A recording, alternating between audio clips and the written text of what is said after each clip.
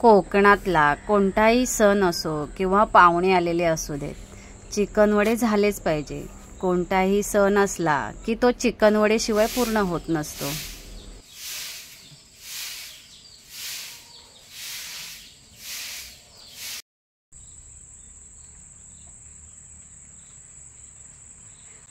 आज आम्ही कोंबडी वडे बनवतोय।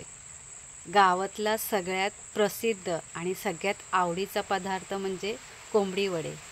तुम्हाला पण आवडतं ना? मला कमेंटमध्ये नक्की सांगा। वड्याच्या पिठासाठी 1 किलो तांदूळ, पाऊण किलो ज्वारी, 2 वाटी उडीद डाळ, 1 वाटी धणे, 1 वाटी जिरे, थोडी बडीशेप हे सगळं एकत्र करून दळून आणायचं।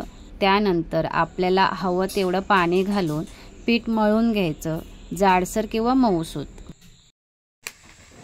पीठ मळून झालं की ते थोड्या वेळेसाठी ठेवून द्यायचं, थोडं पाणी टाकून, म्हणजे ते चांगले मुरले की वडे पण छान टम्म असे फुगतात।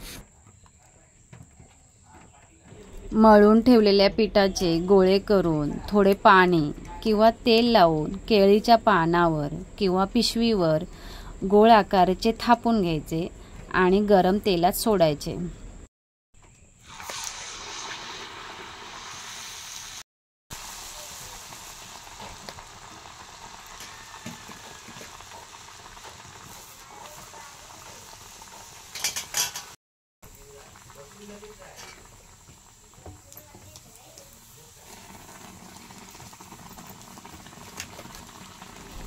चवदार मसालेदार चिकन आणि त्याबरोबर खुसखुशीत वडे हा कोकणकरांचा सगळ्यात आवडीचा पदार्थ।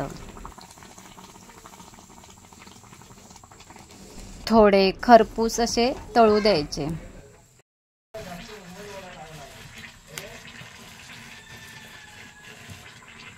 मसाला करण्यासाठी कांदा आणि खोबरे चुलीमध्ये भाजून घेतले। चिकन करण्यासाठी साधारण 1 वाटी सुकं खोबरं, 2 कांदे, लसूण, तिखट, गरम मसाला आणि हळद।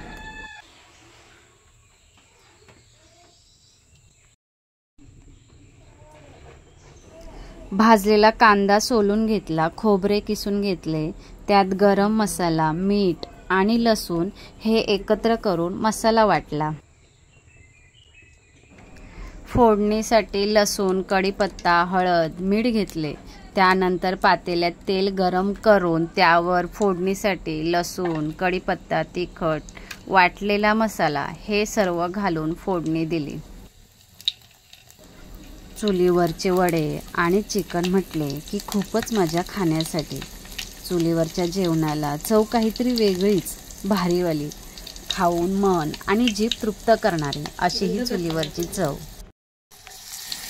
आणि त्यात तो बाहेर पडणारा पाऊस, त्यामुळे लागणारी थंडी, चुलीत पेटणाऱ्या आगीची ऊब, भाजका तो कांदा, खोबरं, चिकनचा तो दरवळणारा वास, टम्म फुगून बाहेर येणारे ते वडे, सोबतच गप्पा गोष्टी, असं छान मन मोकळं वातावरण सगळं आपलंसं वाटत होतं। निव्वळ सुख वाटत होतं।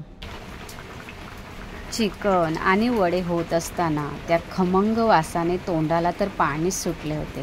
केव्हाचं खातोय असं झालं होतं।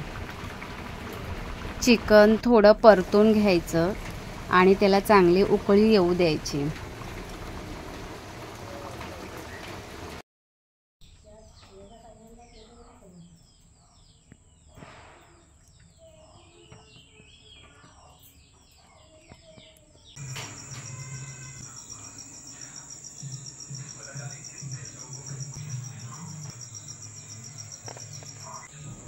तर कसे वाटले चुलीवरचे चिकन वडे हे मला कमेंटमध्ये नक्की सांगा।